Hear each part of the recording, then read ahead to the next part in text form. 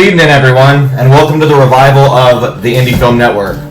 I'm Devon J Williams, and we've got a packed evening ahead. First up, I'll share my thoughts on the psychological thriller Bag of Lies, then introduce you to our special guest Patrick Taft, who delivered a knockout performance as the film's lead.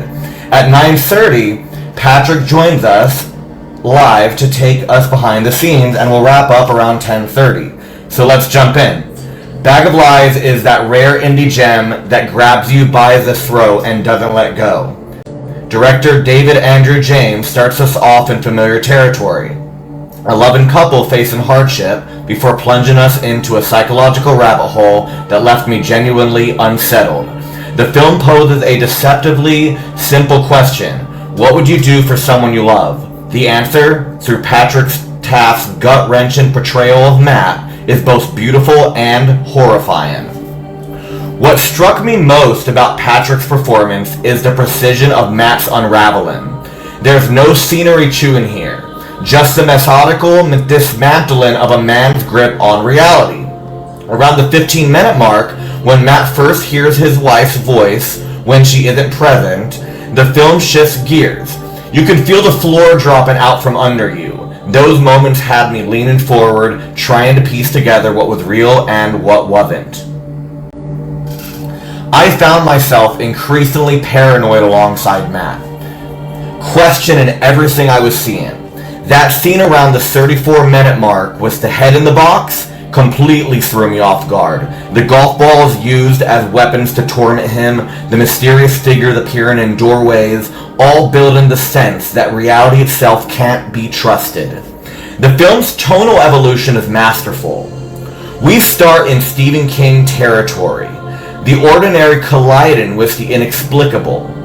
But by the third act, we're deep in Saul-like moral compromise. Matt's journey from concerned husband to complete psycho, and he truly plays a great psycho, feels earned rather than forced. The way he becomes increasingly paranoid about certain locations, how he keeps questioning gateways, it all weaves together into a mountain of dread.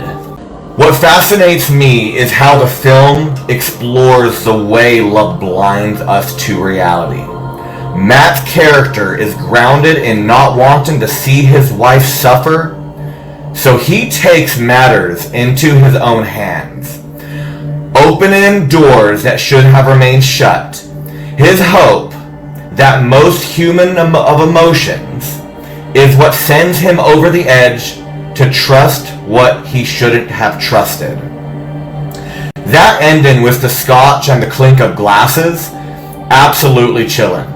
The woman being devoured as he shuts the door, that kiss that transfers the power, I caught that. It suggests Matt has become exactly what he feared, trapped in an endless cycle of corruption. Without question, Bag of Lies deserves 5 stars. The gradual climb of intensity, Patrick's captivating performance, and an ending that lingers in your mind for days makes this an unforgettable psychological horror experience. And speaking of Patrick Taft, we're just moments away from bringing him on to discuss how he approached this demanding role and get his insights on the making of Bag of Lies. In this gripping film, Patrick delivers a captivating performance of Matt Quimby, a man who descends into madness while desperately seeking to cure his wife's rare bone cancer through an ancient relic with terrifying dark magic. Patrick is a graduate of Northern Kentucky University School of the Arts with additional training under Adam J. Harrington at the Two Roads Theater in Studio City. Beyond Bag of Lies, he's showcased his versatility in projects like Kiss Me One Last Time, Baby Steps, and the upcoming short film Starting Line. His experience spans television, film, and short-form content, including appearances in American Detective with Lieutenant Joe Kenda, Ruthless, and multiple acclaimed short films. In about 20 minutes, we'll be joined by Patrick to discuss his approach to this demanding role. The film's exploration of reality and perception, and his rising career in the industry. Stay tuned as we prepare to welcome Patrick to the Indie Film Network.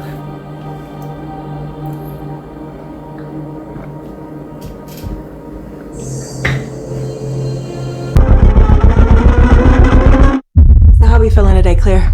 Gonna take it easy. What's on your mind? Nightmares. No! When did they start? Around the time she stopped chemo? I need you to live. What if I told you I found something that could fix all of our problems? What's the cost? There's 3 rules. Don't talk to it. This isn't funny! Okay. Don't look at it. Don't touch it.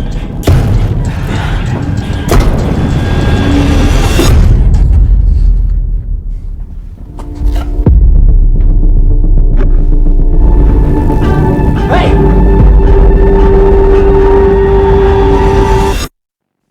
Am I losing it? Yeah!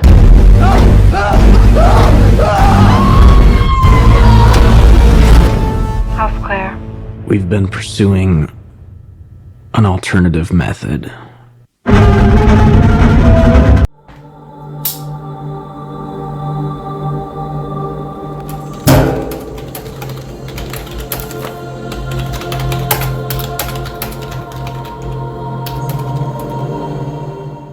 Patrick!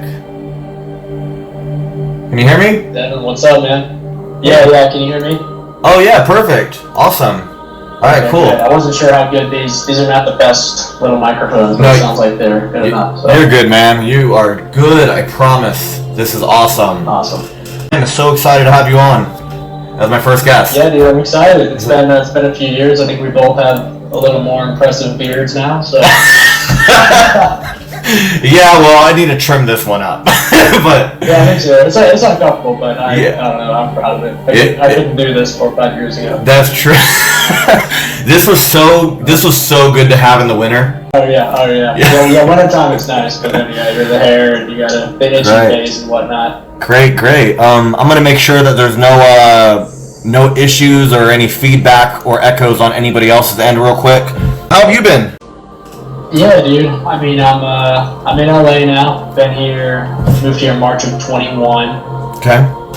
Kind of right as I thought the pandemic was about to chill out, but it very much didn't. There was like another wave, like pretty much right when I moved here, and just booking here and there. But we had COVID, and then we had back-to-back strikes, and it's just been super spotty, and and then obviously fires and. Yeah, dealing with, oh my dealing gosh. with whatever new BS Gavin Newsom is up to, so it's Oh my super, Yeah, it's not a good. don't even. Yeah, we're not get political, maybe, but Yeah. it's it's not great. So Yeah, well. so it's definitely Hollywood's got a hole to dig itself out of for sure. Yeah. I'm out here in Georgia right now. Georgia's been picking up in the film industry. A lot of people have been coming out here, to be honest. I heard. Yeah, all the other states are offering better incentives and building infrastructure, and Hollywood actors are moving out there. So I'm actually, I haven't even talked about this publicly yet, but I just got the notice yesterday. I'm going to be moving to Florida to study Masters in Fine Arts in acting in Gainesville with the Florida Gators. Okay. So so that'll be like a 3-year program. I'll be doing a bunch of theater, a bunch of short films, and teaching a little bit on the side. That's great. Yeah, so it'll be it's full ride. So they'll pay me to go down there and just kind of immerse myself in everything that I sort of struggled to find on the West Coast, to be honest. Yeah, that's good. And like I said, it's been spotty. I've had a lot of good training out here. I've met a lot of really good actors, but it's just dealing with the 1-2 punch of the fact that Hollywood has made so many mistakes, LA and California has made so many mistakes, and also the industry in general is changing just because. Oh, I know. These 19, 20, 21-year-olds don't watch movies. They watch 30-second TikToks. It's all they can handle.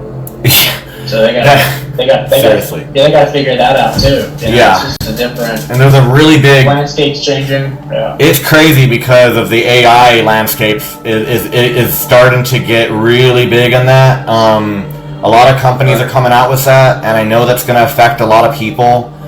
And we just gotta be prepared because it's not going anywhere, you know. So. Oh yeah, it's gonna start changing, accelerating rapidly, you know. Yeah. It's gonna change more and more and faster. I don't even think even the smartest people in the world can really predict what's gonna happen. I know. We can only do so much. But ignorance just kind of one of those things that if we ignore something that's going to end up becoming more prevalent in the industry, then we set ourselves up for being blindsided. Let's get into your movie, Bag of Lies. It's really great to have you tonight, man. And I was watching Matt's journey in Bag of Lies, and it really got under my skin. And honestly, I could really relate to him. I really relate to Matt. But I do want to ask you, what was it like? What was it like to portray a character like him? And what made you want to play this role? Well, it was equal parts exhilarating and terrifying and exhausting. You've got to get into the mind of a guy that's losing his wife to cancer, which is not an easy thing to slip into. Yeah, and you got to stay there and sit with it. I'm sure. One of my best friends is the writer-director David James. He lost his stepmom to cancer about 5 years prior to writing the movie. So this was something that he wrote, from the heart. So he dealt with it, and then he watched his dad deal with, of course, losing his new wife, and that it was a very close relationship. Okay. So it meant a lot. That as far as cancer goes, that's kind of, I would say, sort of the closest that I've been to it is seeing. I guess we've been lucky, I guess, as a direct family, but seeing it affect good friends of mine. It's so prevalent, it's everywhere. It's going to affect you, hopefully not directly, but at least indirectly. That's just that. Yeah. I get you. Watching him talk about what it's like to lose someone slowly that you care so much about, I just really felt the responsibility to just really do my homework and really try to honor something that I haven't experienced directly, but that's that's what I call it acting. Yeah. And just try to really get a grip on. A lot of people are like, this guy's an idiot. It's your life's time. You don't just get to say no to the universe. And that's of course that's what the movie's about. Is a guy that says no to the universe, and that's what we all like to do that at times. It's like, no, I'm right, universe is wrong. Yeah, it's the love. It's the love. Love makes you do things that you should not. I mean, it's hard because it's like I don't know about the cancer thing. I've never experienced that, but I have experienced losing my grip on reality as well. And I wonder how did you prepare for a role like that? Like what, I know you said you did your research. I know you said that you had to really put yourself in the mindset of him. But what did that do to your own sanity? To really act and be that person? Because I believed you. Like watching Matt, you were really in that, and I'm like, well, this is this guy. So... Yeah, I mean, as far as drawing on my own stuff, I do my best as an actor to study other people and do my best to to empathize and then keep a barrier between, you know, I'm not Daniel Day-Lewis, I'm not Heath Ledger. I don't become anybody, you know, it's when you call action, I'm there, and you cut, and you're back to Patrick, got it. Yeah, but I have had, you know, struggles with mental health and struggles with losing your grip, and when reality's just too much, and you're trying to hold on to a sense of identity, and you're trying to accept the blows, you know, as they come, and that's really, really hard. Especially in that, you know, sort of 18 to 25 range, when you're trying to really figure out who you are. You're accepting you might not be as good at certain things as you thought. You might have to give up certain things, and things might not pan out the way that you were so certain that they were. Yeah. So yeah, I've definitely had trouble grappling with reality and with losing relationships, and like I've been on both sides of, oh, I feel this way about this person, they don't feel this way back. But at the end of the day, I haven't been married to someone and then had to watch them die. That's not something that I've experienced. Yeah, that's very much next level. I hope that I don't. Tough, I'm sure. But that's tough. It's, you know, the one thing that we will all experience is loss to a certain degree. So you kind of, I guess my advice and my approach as an actor is, it can be dangerous to try to really draw on real experiences. So it's good to remember that when you're prepping, when you're reading the script and you're thinking about it, and maybe journaling, to kind of get into, oh, what's the closest experience I've had to this, and I can sort of draw on that feeling. Yeah. But I would much more sort of recommend to most actors, not to everybody, to really try to really just talk to people and read, and watch other movies, and listen to, because that's kind of the sort of the beauty of the human spirit, is we can empathize. When you watch a movie and someone goes through something, you cry, you cry with them, you cheer with them, you do that. You know, that's in us. So do your best to tap into that, I would say, so that you don't have to really go there, and the emotions can sort of come just by means of sort of empathy. Man, what would this be like? Yeah. And that's just the approach that works for me, that allows me to connect as fully as I can, and then obviously to back out of that, distance yourself from it. Yeah. I gotcha. Now about your relationship with Claire. Those puzzle scenes between you and Claire felt really genuine, and there were the real warmth there, I noticed. And how did you two build that connection that makes us actually care about what happens to these people? Yeah, so puzzles are very much a mind game that you really have to do together. You have to have a lot of patience. So that's sort of a good kind of conduit to show, like, oh, this thing that they do together. But Brandon and I have been working together. Brandy Bodkin and I have been working together since 2017. I think was the first time. Okay. We did a stage play together called The Color Belize when we were both studying theater at Northern Kentucky University. Okay. So you guys known each other for a while. All right. We've known each other for 8 years at this point, and we've done a few plays together. Remember Wildfire that you interviewed us for? Yep, I remember. That was, what, 4 years ago? Years ago at this point. It was like 2020, before COVID. COVID. Yeah, I guess it would have been like a month before COVID. It would have to have been around that, yeah. Yeah, right. So we have a long-standing working relationship, and we've been in the first play that I was with her, I played a drunken, abusive World War II veteran. Okay. Who's, you know, so I've got to find a way to make that guy. It's like you're watching me drunkenly hit my wife multiple times. It's like, how do I make this guy sympathetic? It's like a World War II vet, you know. Yeah. So, but we've been in the trenches, you know, together a lot, and done raw physical stuff together many times. So there's a lot of trust there. We definitely have a shorthand as actors. So it was really nice getting to do that stuff with her, because with the super low budget stuff, you don't necessarily have, you know, an intimacy coordinator or whatnot, so you really just got to talk, you know, and really trust each other, and just make sure to start slow, communicate, and then work into building, like, how do we make people believe that we're husband and wife. And we've done it before, and it's at the end of the day, you want to make sure that you just have a really solid communicative friendship, and you really trust someone, which we have. So that was nice. Okay. At its heart, this film is really about like someone will do anything for someone they love.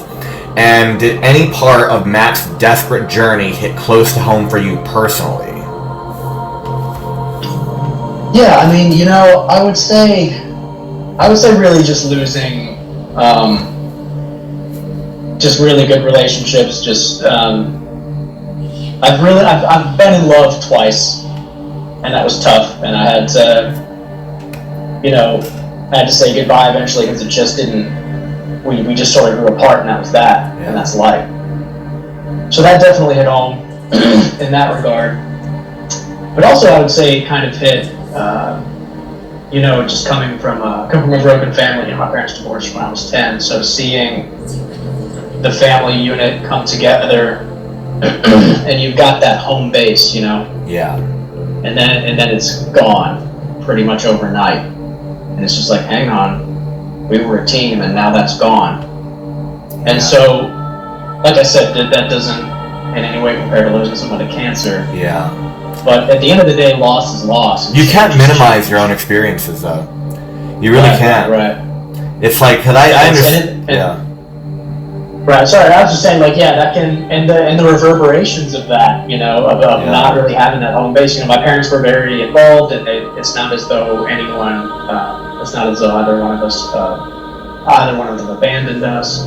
But at the end of the day, there's this rift between mom and dad. They're separate now and living in different places, and you've got to kind of, it just affects the way that you grow up. And when you lose that home base of just like, all right, out there, I got a D on this report card, or didn't make this team, or whatever's going on out there to make me not feel good. I've got this home base. When you get that ripped away, that's really tough, because that's kind of all we have at the end of the day. There's not a lot that we can control out there as far as achievements and the job market and whatever status and hierarchy. But you have these relationships, so we fight hard for them, and when we lose them, that's a real trip, man. You gotta dig deep and find something. It's tough to ground you. It's not easy. I get it. So I want to talk about the concept of gateways now. So it kept coming up throughout the film.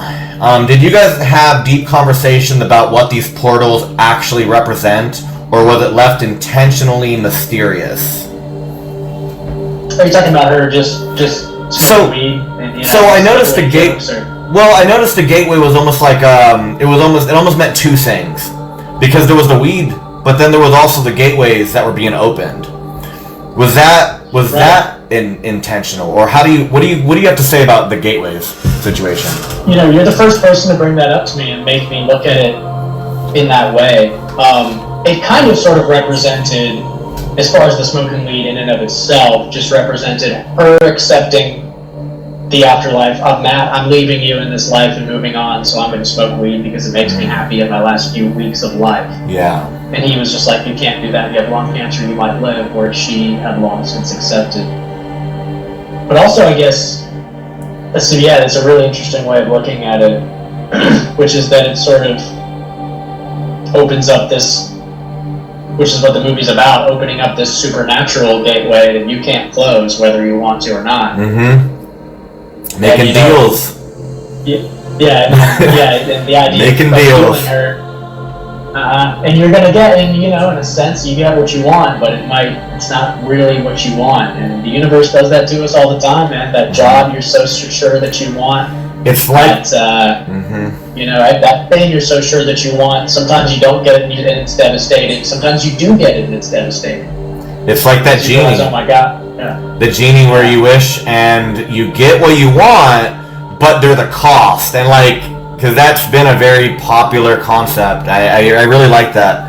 And I remember I noticed how Matt, he starts getting really weird about specific places, like he's afraid of doorways and certain rooms. And what was your approach to showing that growing paranoia without going over the top? If that makes sense. I think it was very much because we filmed it in 80% of the movies in one house. We definitely felt, and if you I guess you can tell by watching the movie, but I guess there is a couple scenes from outside, but the house is very tiny and long backwards, which just adds to the claustrophobia of being in one house. It's a super claustrophobic house. They did a perfect job finding it. So you just feel like you can't escape, and you're just like, well, I guess, that door freaks me out, this room freaks me out, I can't go in that bag, I can't acknowledge the bag down there. My wife, she's super weak, it's not as though we can be intimate the way we used to be, and now it's getting to the point to where I'm starting to lose my mind, where I don't even know if that's her, because I'm seeing double, I'm seeing this woman outside, who the hell is that? Yeah, and she kept appearing. Starting to lose his mind. And what we tried to hint at pretty directly, I think, is that he's had mental health issues before, and he's seen visions before. So he's got, in the backstory, it was just like, I don't remember exactly what I typed out, but basically he's seen visions before, and he's the kind of guy that just refuses to see a doctor and really deal with it directly. And Claire knows this. And then there's the scene with Harold and with when they're playing Puff Puff, and it's just like, I think he brings it up a couple other times. When he's talking about, hey, what happened with my ex-wife? She was seeing this person that was dying after he died. It's like, this stuff's gonna mess with you, so it's not normal. So we tried our best to toe that line of what is he seeing? Is it in his head? We know he's had issues before. We know that losing someone can really mess with you and stress you out to the point where you can see things. So. It was very, I guess I kind of rambled on a tangent there, but the house very much played a role, and and just the way that it was shot, and they were so clever with sort of the encroaching hands, and just the fingers that you're slowly starting to see more and more of this creature. This film really showed what you can do on a I imagine it was a small budget. I imagine that, but it really shows you what you can do in indie film. This was probably one of the best indie films I've seen in a long time. I can say that for sure. I appreciate that. I do know, I remember there was a scene with the head in the box, and I want to know what was that day on set like? So it was 2 separate shots. We've got the shot of me opening it from the outside, which is, there was nothing obviously in there. And then we had to set up an entire different scene that we actually shot in the bathroom upstairs, even though you can't tell, where when I actually opened the door and her head's actually in the box. Obviously, so Brandy was on the ground facing up, and we had the box on her. And then we had the camera just on sticks, probably like 6 feet in the air. Someone was standing on an apple box, pointing it down at her. So two totally separate shots that we obviously had to put together to do that. And she was a trooper, man, because she not only had that thing that we had to keep closing because we wanted to get the scream right, but she also had to put this gross goop in her mouth, that same goop that the demon kisses me with later. And dude, that was crazy. I'll be straight with you. I couldn't handle it because I have to do the same thing later. I had to put that goop in my mouth, and it was pure. It was mucus. It was 100%. It was like bile in your mouth. It was gross. She can handle it. I did one scene with it, and I was like, "Is there anything else? Is there any other substance?" And Trevor Thompson, who's incredible, he was the makeup artist. He did the prosthetics, made the creature. Super lucky to have him. He made me a separate little sort of chocolate dark fusion that looked the exact same on camera. It was just chocolate syrup mixed with something else, so I can gargle it in that scene where I'm choking down the stairs, and I didn't have to deal with that. But that day on set was fun because I got to see Brandy's such a good screamer. She's such an excellent physical. When she's coming around the side and she's making her head all around the corner, she's so good. So I really got to watch. She's good, man. I found myself questioning reality a lot while I was watching it, thinking I was like, this can't be real. And then maybe it's real, maybe it's not real, not really sure. How did you approach those scenes where your character is seeing something completely different from what the audience knows is real? Like, There was a lot of tricks in there. Best. Oh, sorry. No, I was just saying there was just a lot of tricks in there. Right, there's a lot of tricks in there. I did my best to play it as this guy's seen things before. So yes, he's scared and he's freaking out, but he's been in this place before. It's just not quite to this extreme degree. And I've seen, I couldn't help myself but to look at some reviews. I've seen some reviews that say he should have been more, the actor should have been bigger in some of those early scenes where he was seeing visions. And I guess my defense to that is, I guess more like, whoa! I guess my defense to that is like, the character has seen visions before. So yes, this is a scary experience for him, but he's had these issues before in the past, and he's doing his best to convince himself that, you know, even as they heighten more in intensity, it's like, all right, I've had visions before. I'm under even more stress than usual because I'm afraid that this really might be it. And I'm just hoping that this isn't, of course, what it ultimately ends up being, which is just a supernatural bonding to, you know, effectively the devil. I totally get that. And all right, so I want to talk about the tonal shift in the film. So so the film does this interesting thing where, in my view, it starts feeling like Stephen King and ends up somewhere close to a Saw. Like at the end, with the transition into how you became the guy that, like, Al. Actually, I want to talk about him too because he was a really great actor. But oh man, like he okay. Well, like, there's a couple of things here. Al, how was working with him? So that is that's Terry, man. He is. I actually ended up having to drop out of the show with him, but I was in 2015, I think. I was set to be in a production of King Lear with him in Louisville. That's how I met him. Okay.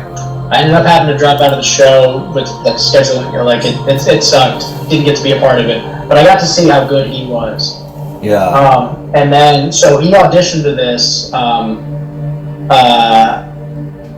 Her name's Abby. She found him through Heyman Talent, and he sent him the audition. We were just like, whoa, what a guy that just absolutely nailed this. Understands not to try to be villainous and menacing. He's just very detached from it. Yeah. And you just see it's like, all right, this dude's messed up. Yeah. Clearly, but he's not throwing villain at me. Yeah, he didn't really show you the villain. He didn't show you the villain. He just showed he was trying to help you in a way that you wanted to be helped. He was just doing what you wanted. Because Matt's the one who wanted it. He didn't just approach him and make him do this. Matt made his own decision.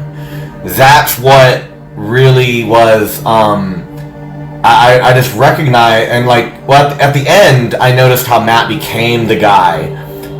And I think I might have it in here like later, but I want to know, is there plans for a sequel? Like where you might actually be the guy?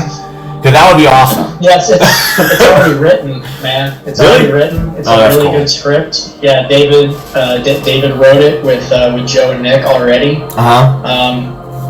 It's frustrating, man, the indie film world. You know, this thing went overseas. It made $216K at the box office. It's done pretty well with streamers. I've seen clips online on Instagram. This film did that? Yeah, this film went overseas and made $260K in theaters, box office sales. That's really impressive. So for an independent film, I think by any reason it's been very successful. Oh, this film is, I'm sure.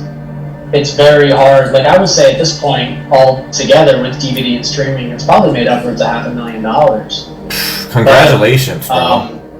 Yeah, thank you. But you carried that. You really carried that. Thank you for saying that. It was. I mean, I guess it appears that way because the camera's on me so much. But the script and the supporting characters and Aura were very. Oh, I know they were. It's man, dude. A lot of the stuff going on behind the scenes, and a bunch of people working for 1/5 of their day rate of what they deserve, doing 2 or 3 jobs. Yeah. Because it's a skeleton crew. They know a lot of money. But yeah, I guess the frustrating part is that it's very hard to, as we're all finding out, and as what was his name? The director of Honora, the Sean Baker, I think. Okay. He gave that speech talking about independent filmmakers. You can make a pretty damn successful independent film and not make that much money. Yeah. Even if you do make money, you can still get screwed out of actually getting to recoup that and use those numbers to present producers to get a sequel made. Yeah. So we've got this sequel written.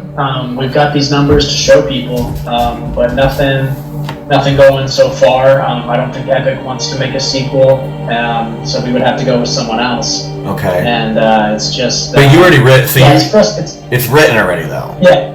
Yeah, it's written. It's revised. I've read it. I love it. So you became the victim. So you were the victim at first, kinda, and then you become that guy. And so this one is going to be you turning a different character, basically. Oh, sorry. You're kind of watching what sort of the day-to-day life of Al was and his mindset. Because he said it. Effectively, you get a good look at what we've really become, which is sort of a shadow of ourselves. You know, we're kind of like Matt's memories are still there, like the real him is still in there, but they've both been overtaken by like a devil-like entity that's got their souls and and they're basically damned to spread the bag like a virus from hell, pretty much. That's awesome. Yeah, at the very end, when that lady, I don't remember what her name was, but she came to the house because she wanted it, because Matt called her, and she came, the nurse, the nurse, she came to the house, and she wanted to check on Claire. That scene, that's my favorite scene. The whole movie just becomes better and better as it goes on. It just gets better. And I found myself the most immersed at the hour mark. I timed everything to make sure, like, I would, like, all right, this, and this, and this. And at the very end, I noticed with Matt how he closed the door as Claire was feasting on the nurse. And that's the part that made me feel like Saw. The part that made me feel like Saw was just in the first Saw film. That's what Jigsaw did. He closed the door, and I feel like the only thing that I wish it had was a piece of soundtrack that would have matched what Saw did. That would have been awesome, because then it would have, like, you would have had that last bit of sound at the very end while you're closing the door. Besides that, though, the film was amazing. And the Saw. You're talking about the scene where he's like, but not you, not anymore. He comes up off the ground. Yeah, he comes up to the ground. The lights turn off. He leaves the room, and they're screaming. That's kind of what that's like. Thank you for even comparing us to that. I think that might be the most chilling ending in all of horror. That's such a brilliant ending. Yeah. That's the music so good. That's what just came to my mind. Yeah. Well, I'm glad. Well, that was a decision. I mean, I was gonna close the door, sort of. In the script, he just sort of watches for a second, closes the door. But I changed it to where he has this tea, he walks, doesn't even look, and just closes the door, which is kind of like almost a little funny too. But it showed like this was a dear fit taking care of his wife, and that part of Matt that would recognize that is gone while he just watches her feast on this woman. That was great. But yeah, you're right. That was what we were hoping to. There was that conversation where I'm acting all weird in the living room that I had with her, and then I let her walk back and check on Claire. Yeah. And that's kind of the moment where you're like, whoa, he's gone. She's a monster, and he's clearly something else too. There was that transfer of power. The kiss was the transfer of power. That's what it felt like. Yeah. It was the transfer of power, and she did that, and just so you know, we only have like 5 or 7 minutes left because I didn't realize Zoom had this timing situation. It's all good, man. But I do have like 1 or 2 more questions here I want to mention. So, how does playing Matt in Bag of Lies compare to other roles you've taken on, and has it changed the kind of projects people are bringing your way? Or will? Do you think it might? Yeah, I mean, the stuff that I've done since, I got to do a really absurd sort of short comedy with Sean O'Brien. I don't know if you've seen like Princess Diaries or Vantage Point. A while back, I think. Yeah. He's hell of an actor, man. So I've actually had to do a little bit of an absurdist, sort of sarcastic comedy out of it. And then I just did another short called Stimulant, which is a kind of I would call it a take, sort of a twist on Limitless. I don't know if you saw that, the movie about 15 years ago about the pill that you take. I might have to refresh. Yeah, I actually haven't seen the movie, the entirety of the movie, but it's a pill that is sort of super Adderall, makes you a superstar. Okay. And it's got a horror twist to it where it messes your mind in different ways and kind of messes with time and stuff. So that's called Stimulant. That was written and directed by Nick Laughlin, who co-wrote Bag of Lies. And David James was the director of photography. He's also a DP. Okay. And you'll see we shot part of it, or all of it, in Al's house, the villain's house from Bag of Lies. Yeah. So we shot. That was the other setting. Yeah, that was the other setting. Yeah. Okay. So we shot Stimulant there. I was hoping that would be out by now. I could have sent those your way. You could have got like an early screening. Oh, it's good. We'll do another one. We'll do another interview. Later on. Yeah. Okay. But okay. So last questions. They might be jointed together. But is there any like people you want to shout out that like? Because I noticed that you carried the film, but I didn't mean like you single-handedly carried the film. I know there was a lot of other people that were on that film. So is there anybody specifically, or just what do you think? Well, yeah, man. I mean, first, like, shout out to Epic Pictures for, David James sent the script in. They were the ones that saw, like, oh, this could really be an excellent psychological thriller. They were the ones that greenlit the movie, and they started this this whole Dread channel that's really been picking up steam. So I'm thankful to them. So that's your Dread. So is that your guys' Dread channel? Dread is it's an arm of Epic Pictures, which is the production company that greenlit the film. Yeah. Gotcha. So they were the ones that saw the script and believed in it and did a really good job marketing. So definitely shout out to them. And just dude, the cast worked for very little. John Wells is a hell of an actor. He's someone that I've been wanting to work with for years. He's a really name that's coming up in horror. Who did he play? And he was Harold, my cousin, the jacked. Yeah. Oh, was it the guy that got killed? The one guy that the throat. Oh man, he was awesome. Yeah. And there's just behind the scene stuff. Like Max Fogel was a one man army with the lighting and grip and gaffing in front of him behind the camera. And Trevor Thompson, like I said, he was the one that found that prosthetic and melded that to. He actually melded that to Stefanica Kay, which was an art designer.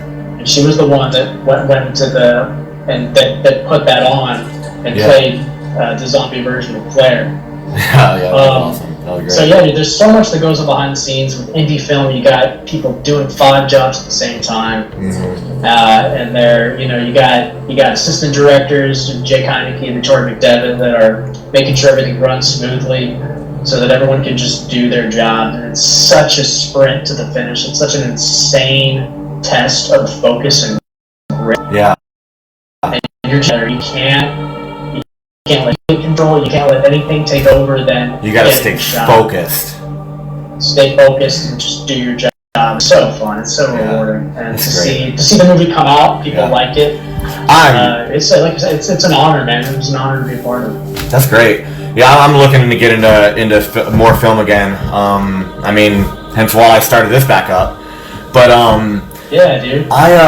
So what's next for you? Anything coming up that's got you excited, or maybe a dream project you're hoping to tackle someday? And that's the last question. Yeah, I wrote a script called Range, which is about a couple of super talented golfers actually in a love triangle with a young actress. And they got a lot of pressure on them. They got a lot of expectations about what the universe is going to give them for their talent.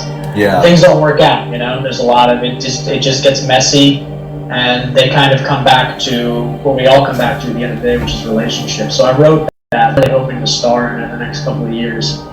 And there's there's some horror directors that are me, and things are half funded, partially funded. It's just a slow man, you're moving. Run, You're moving though. Yeah, it's moving. It's the inbox is moving. Conversations are happening. but it's a process. But I think you're going to really enjoy Stimulant. Sorry, I'll send that your way when it's done.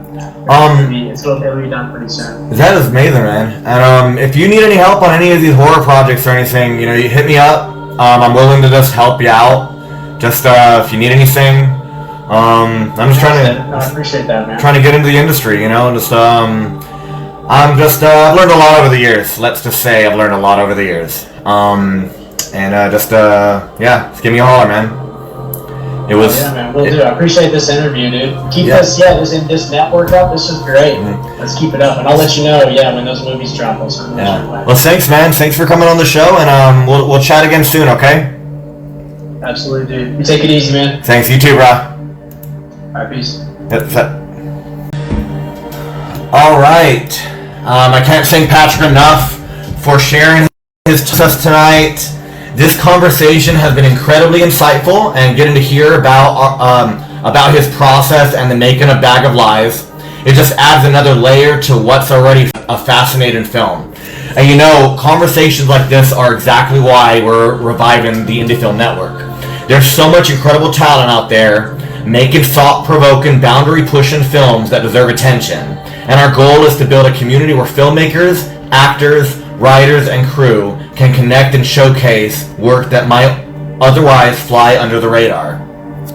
If you enjoyed tonight's show, make sure to follow the Indie Film Network for more interviews and the creative minds behind today's most compelling independent cinema. We've got some exciting guests lined up in the weeks ahead.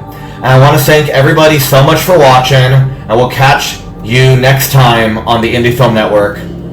Have a good night, everybody.